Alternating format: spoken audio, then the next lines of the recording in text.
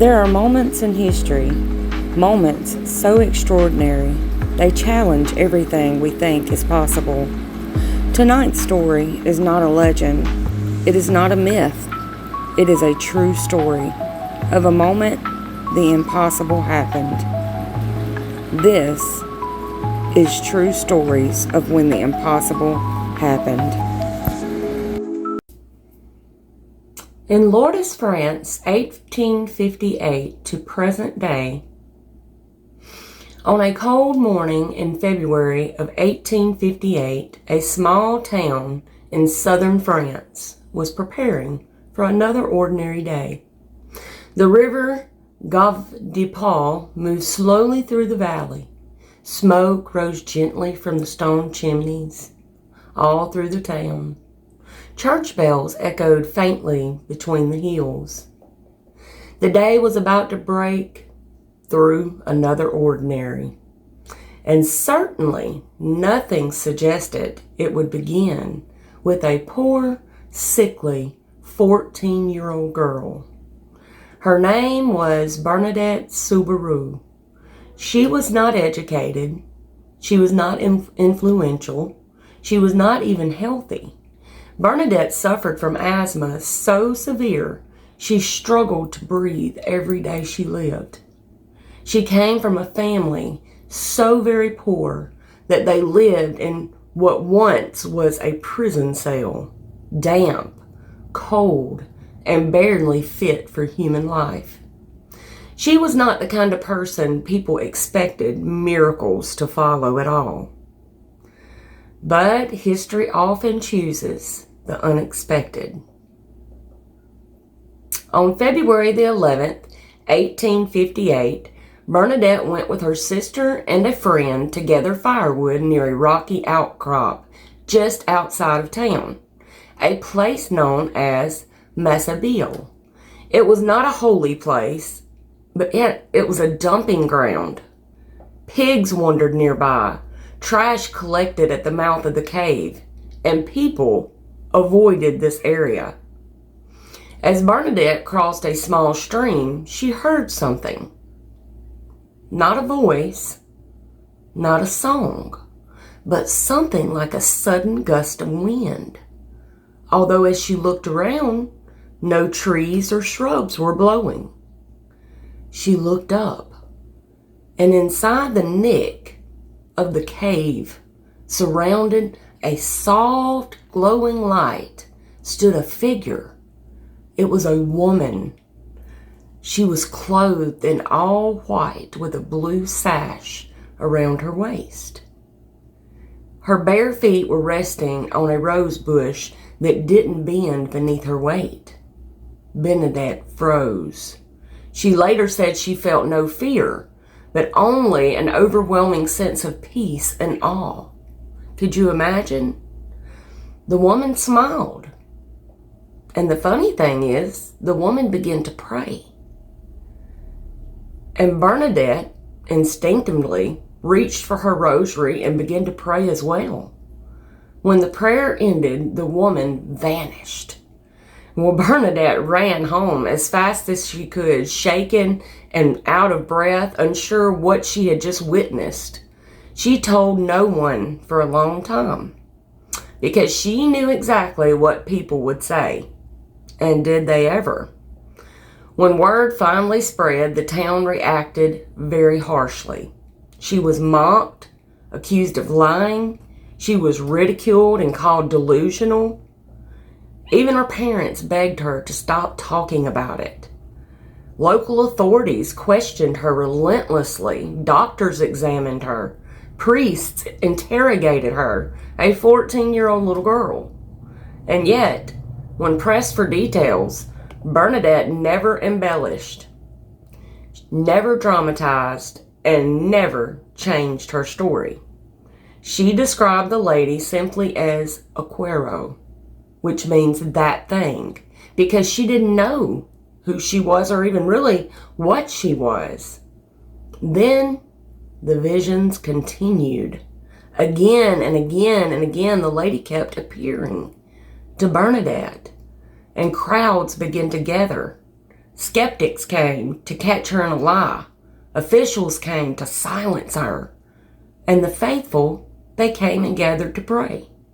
And then requests began. One day, the lady gave Bernadette an instruction to do something that made no sense. She told Bernadette to dig into the dirt at the base of the cave. Well, the ground was so dry and hard and cracked. Bernadette scraped with her bare hands. Dirt and debris all filled her fingernails. People laughed and laughed as she smeared the dirt across her face like the image had told her to do. Then something happened. Water began to seep from the ground. At first, it was cloudy and unimpressive, but it kept flowing. It was a spring right where there had never been any water source before. And that spring still flows right there to this day. And it would soon become the center of one of the most controversial and most documented miracle sites in human history. Weeks later, Bernadette finally asked the lady who she was. The answer stunned even the clergy. I am the Immaculate Conception.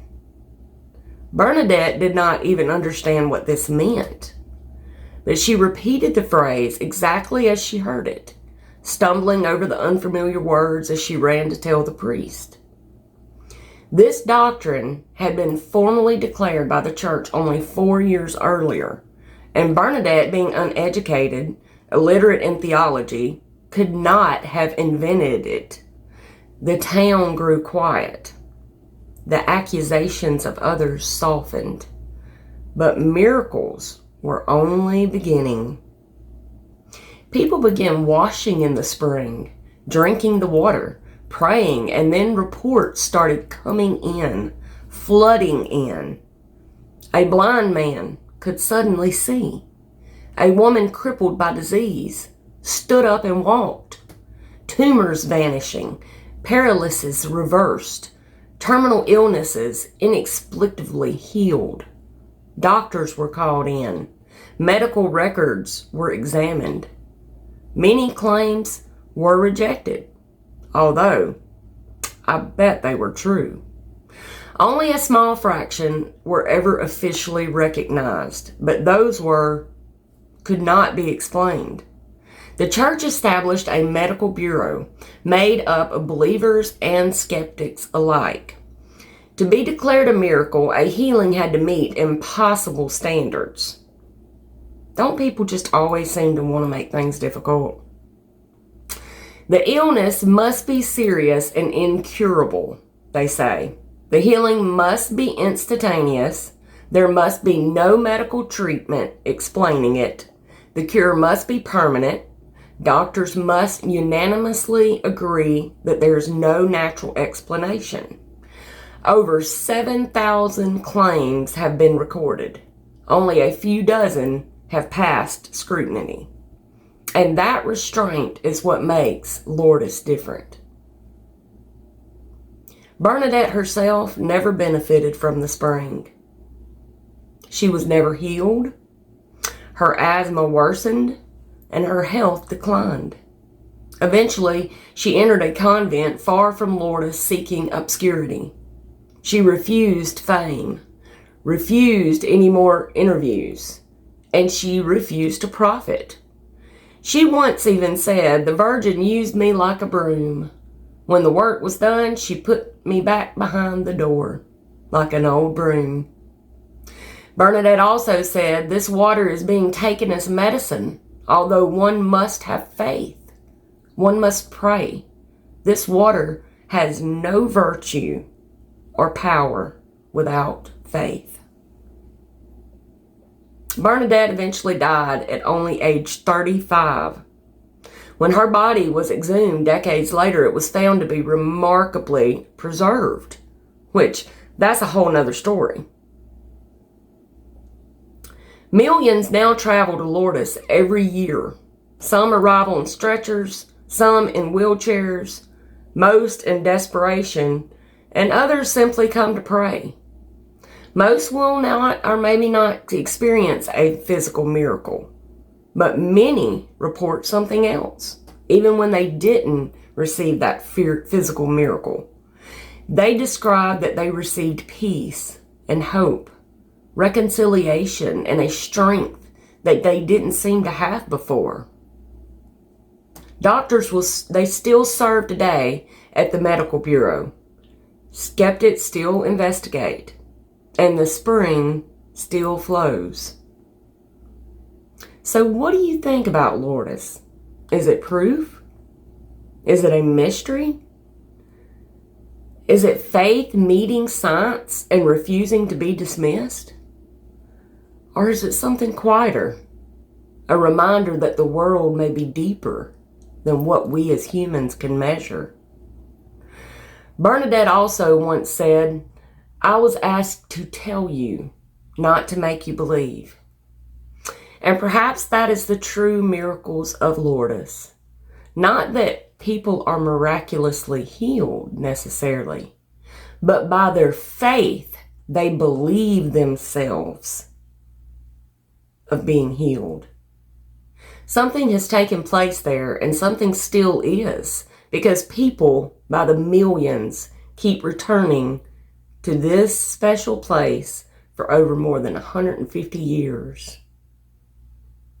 Some miracles shout, others whisper, and some, like Lourdes, continue to flow long after the world has tried to explain them away.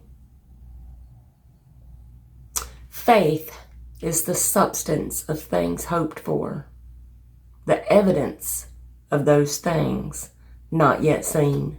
Hebrews 11, verse 1. In a forgotten cave in Lourdes, a poor girl saw heaven touch the earth. Heaven still meets us in quiet places today. Miracles still happen when we only believe. If this story moved you, stay with me. There are more stories to tell.